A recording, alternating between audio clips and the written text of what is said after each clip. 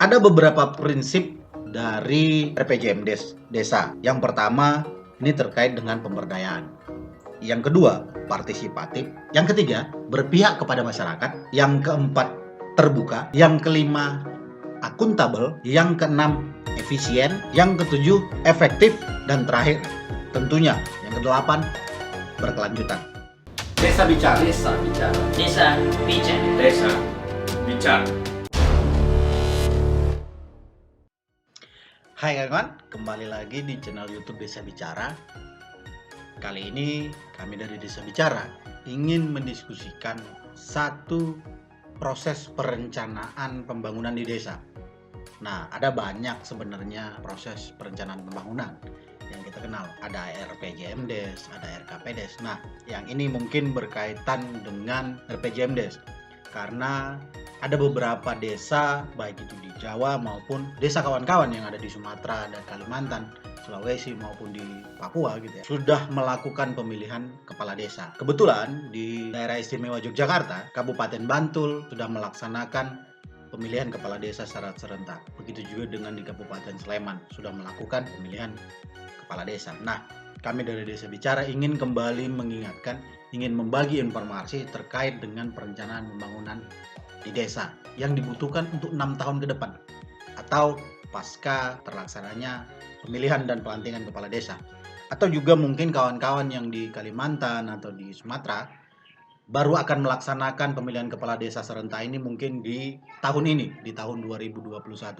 Semoga proses dan perencanaan pelaksanaan pemilihan kepala desa bisa berjalan dengan maksimal dan sesuai dengan keinginan dan lancar, tidak terjadi persoalan apapun. Terkait dengan perencanaan pembangunan di desa, ini merupakan sebuah proses tahapan atau kegiatan yang diselenggarakan oleh pemerintahan desa dengan melibatkan tentunya Badan Musyawarah Desa atau BPD dan unsur masyarakat secara partisipatif. Pelibatan masyarakat dalam proses ini untuk memanfaatkan dan mengalokasikan sumber daya desa dalam rangka mencapai tujuan pembangunan desa. Nah, kita pahami sumber daya desa tidak hanya bicara sumber daya alamnya, tapi juga ada sumber daya manusia, yaitu masyarakat desa. Perencanaan desa ini menjadi penting karena untuk mengatur dan mengurus sesuai kewenangan desa sebagai self-governing community. Perencanaan ini tentunya diharapkan dapat memperkuat hak dan kewenangan desa sekaligus mengoptimalkan sumber kekayaan sebagai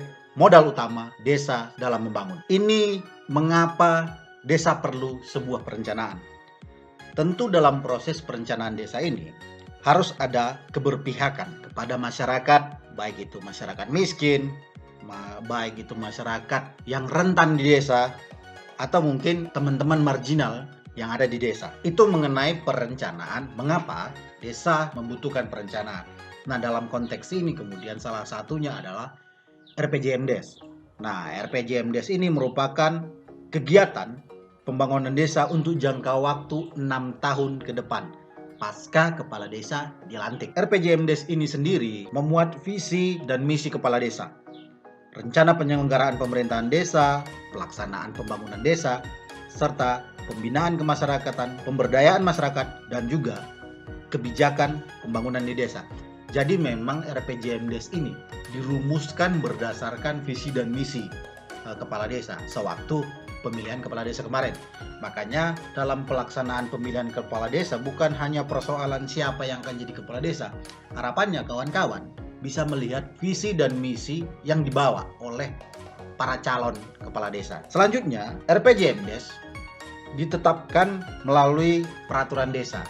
Berarti RPJMDes ini harus dilakukan lewat mekanisme musyawarah. Dalam hal ini musyawarah desa. RPJMDes sendiri merupakan pedoman penyusunan rencana kerja pemerintah desa atau kita kenal dengan RKPDes. Nah, jadi memang RPJMDes inilah yang 6 tahun nanti akan dipilah per tahun. Itu yang disebut dengan RPJMDes. Tentu tujuan dari RPJM desa ini merupakan untuk mewujudkan perencanaan sesuai kebutuhan dan keadaan setempat. Nah, ini berkaitan dengan desa kawan-kawan. Tujuan lain tentu menciptakan rasa memiliki dan tanggung jawab bersama masyarakat, serta mendorong, memelihara, dan mengembangkan hasil pembangunan di desa. Tujuan dan manfaat dari RPJMDes ini yang terakhir mungkin adalah menumbuh kembangkan dan mendorong peran serta aktif masyarakat. Nah, ada beberapa tujuan dan manfaat ini untuk menciptakan rasa kepemilikan tadi. Nah, ini menjadi penting agar kemudian kebijakan atau RPJMDes ini bisa kemudian diaplikasikan di masyarakat dan masyarakat memiliki rasa bahwasanya oh ini bagian dari perencanaan yang saya juga terlibat. Tentu dalam perumusan RPJMDes ini melalui forum musyawarah desa, masyarakat penting untuk dilibatkan. Ada beberapa prinsip dari RPJMDes desa. Yang pertama, ini terkait dengan pemberdayaan. Yang kedua, partisipatif. Yang ketiga, berpihak kepada masyarakat. Yang keempat, terbuka. Yang kelima, akuntabel. Yang keenam, efisien. Yang ketujuh, efektif. Dan terakhir, tentunya yang kedelapan, berkelanjutan. Nah, 8 prinsip dari RPJMDes ini harus menjadi bagian dalam proses penyusunan dan mendiskusikan rencana pembangunan jangka menengah desa yang diperuntukkan untuk 6 tahun masa jabatan. Nah, ada beberapa hal dalam tahapan perumusan RPJMDes desa ini. Di antaranya adalah yang pertama tentu dibutuhkan pembentukan tim penyusunan RPJMDes. Yang kedua, harus ada penyelarasan arah kebijakan. Nah, ini mungkin berkaitan dengan rencana pembangunan desa juga harus berkaitan dengan rencana pembangunan di kabupaten gitu ya. Nah, ini harus juga tetap ada koneksi sehingga upaya yang dibangun desa juga ternyata berkaitan dengan rencana pembangunan kabupaten maupun rencana pembangunan di tingkat nasional. Yang ketiga, tentunya diharapkan adanya kajian tentang desa. Nah, ini terkait dengan kajian ini terkait dengan melihat potensi dan sumber daya, aset atau apapun yang ada dan dimiliki desa. Ini penting sehingga RPJMDes ini bisa menapak dari kajian aset ini. Keempat, penyusunan RPJMDes ini harus melalui forum musyawarah desa yang partisipatif, yang demokratis, tentunya yang melibatkan sektor-sektor masyarakat sehingga kepentingan, mungkin ide gagasan itu ada di masyarakat. Nah, ini menjadi salah satu poin tekan dalam merumuskan sebuah kebijakan, termasuk RPJMDes. Yang kelima, tentu adalah penyusunan rencana RPJMDes desa itu sendiri. Dan terakhir tahapannya adalah penetapan. Nah, seperti yang kita sebutkan di sebelumnya, bahwasanya RPJMDes ini harus ditetapkan melalui peraturan desa. Itu menjadi penting, karena landasan hukumnya nanti peraturan desa. Kita sebutkan di depan tadi ada pembentukan tim penyusunan.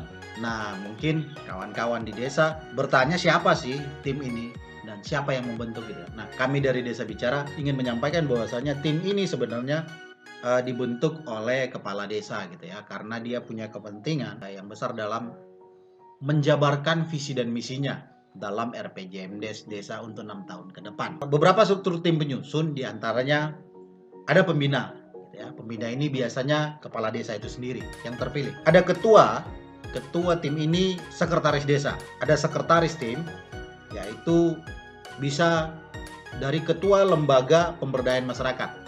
Nah, ini biasanya mungkin di desa kawan-kawan ketua lembaga pemberdayaan masyarakat mungkin penyebutannya berbeda, tetapi bagaimana kemudian keterwakilan masyarakat dalam kelembagaan di desa itu ada.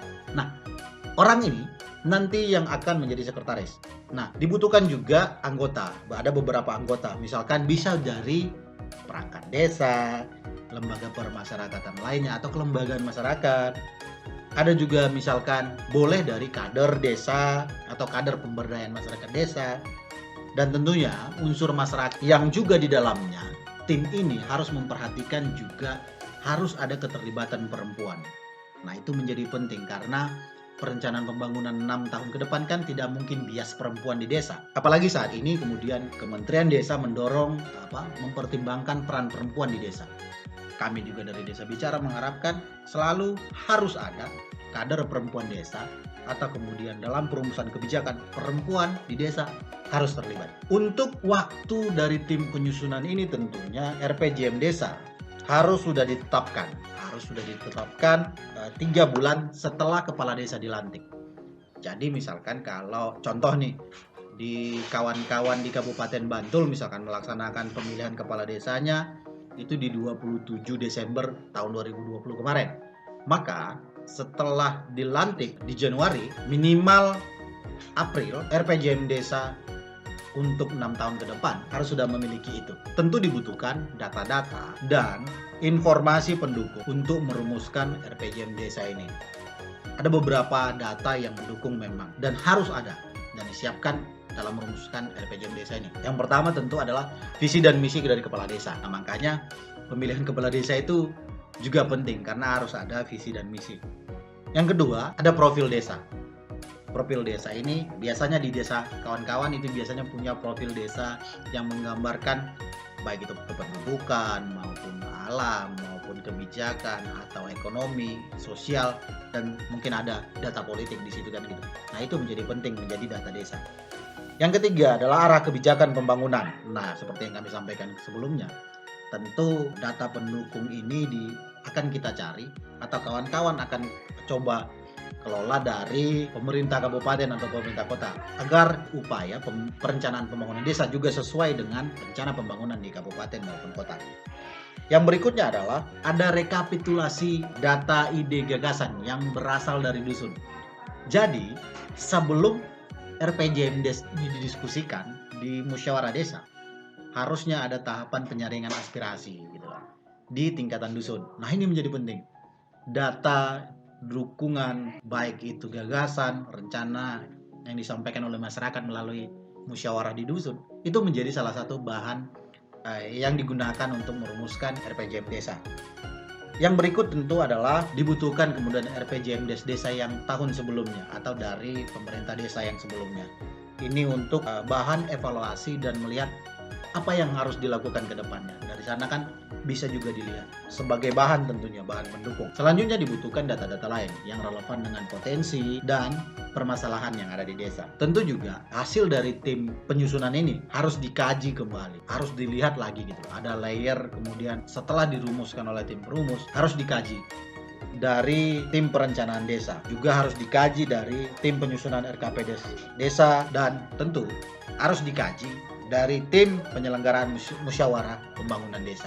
Nah, kajian-kajian ulang ini penting untuk melihat RPJM desa ini apakah minimal sudah mendekati visi dan misi kepala desa untuk 6 tahun ke depan gitu.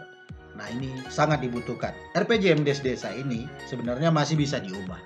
Masih ada ruang untuk memperbaiki berdasarkan perubahan data dan kewenangan desa yang meliputi misalkan penduduk miskin, ada mungkin penambahan dan pengurangan, ada pengangguran gitu, bencana, anak putus sekolah, penderita gizi buruk, kematian ibu, kematian bayi dan balita. Misalkan, nah situasi-situasi ini kemudian bisa menjadi landasan untuk merubah gitu ya, merevisi rencana pembangunan desa ini. Terlebih ke bencana terjadi gitu loh, baik itu bencana alam maupun bencana non alam. Tentu perubahan RPJM desa ini dibahas kembali gitu ya, dibahas kembali dan disepakati lagi dalam musyawarah perencanaan pembangunan desa dan selanjutnya ditetapkan dengan peraturan desa. Nah, proses dari awal pembentukan perencanaan pembangunan desa melalui forum musyawarah yang menghasilkan rencana pembangunan jangka menengah desa. Ini merupakan proses panjang, proses berdesa yang harus dilakukan. Proses berdesa yang harus dilakukan itulah adalah yang pertama ada ruang partisipasi, ada ruang diskusi, ada ruang memberi kesempatan kepada masyarakat untuk terlibat aktif. Tidak hanya sebatas misalkan oke datang hadir mewakili gitu. Tidak. Tetapi partisipasi ini lebih kepada memberikan kesempatan masyarakat melalui individu maupun mungkin melalui dusun melakukan musyawarah dusunnya, menyampaikan ide-ide gagasan pembangunan desa untuk 6 tahun ke depan. Selain itu juga di dalam pembentukan tim harus partisipatif, harus melibatkan masyarakat yang memang punya kepentingan dalam hal membangun desa dan menggerakkan ekonomi atau mungkin bagaimana meningkatkan sumber daya manusia di desa. Selain itu juga kita pahami bahwasanya rencana pembangunan desa ini harus juga berkaitan dengan rencana pembangunan di kabupaten, sehingga tidak terputus kemudian baik itu di kabupaten maupun di nasional gitu ya. Bagi kami Desa Bicara, poin pentingnya adalah ketika proses pemilihan kepala desa selesai dan kemudian kepala desanya dipilih, maka ruang 3 bulan sebelum RPJM desanya disepakati itu menjadi waktu yang sangat penting untuk membuat perencanaan pembangunan di desa, karena RPJM Des ini menjadi roh perjalanan pembangunan di desa nanti. Nah, RPJM Des yang digodok, dirumuskan, didiskusikan ini menjadi penting karena ini akan dipilah per tahunnya melalui RKP Des. Ruang-ruang musyawarah, ruang-ruang berdiskusi, merumuskan bersama rencana pembangunan gitu ya. Ini menjadi penting. Inilah kekuatan desa. Nah, maka bagi kami Desa Bicara, 3 bulan sebelum RPJM Des ditetapkan, harapan kami, kawan-kawan di desa, kawan-kawan pemerintahan desa, kemudian terlibat dalam proses perumusan ini. Selanjutnya, bagi kami Desa Bicara adalah RPJM Desa harus kemudian bisa dimiliki oleh masyarakat itu sendiri, sehingga rencana pembangunan desa ini adalah bagian dari mereka yang tidak terpisahkan. Nah, upaya pemerintah desa akan jauh lebih mudah ketika masyarakatnya juga merasa memiliki rencana pembangunan jangka menengah desa ini gitu loh. Terakhir dari kami Desa Bicara, tentu upaya-upaya ini membutuhkan keterbukaan pikiran, keterbukaan pandangan, keterbukaan hati, dan kemudian menjadikan persoalan desa, persoalan perencanaan pembangunan desa adalah persoalan bersama, tidak hanya persoalan pemerintah desa saja atau persoalan BPD semata gitu, tapi ini persoalan semua masyarakat di desa. Itu dulu dari kami Desa Bicara, sampai bertemu di video selanjutnya. Jangan lupa tetap jaga kesehatan dan salam berdesa.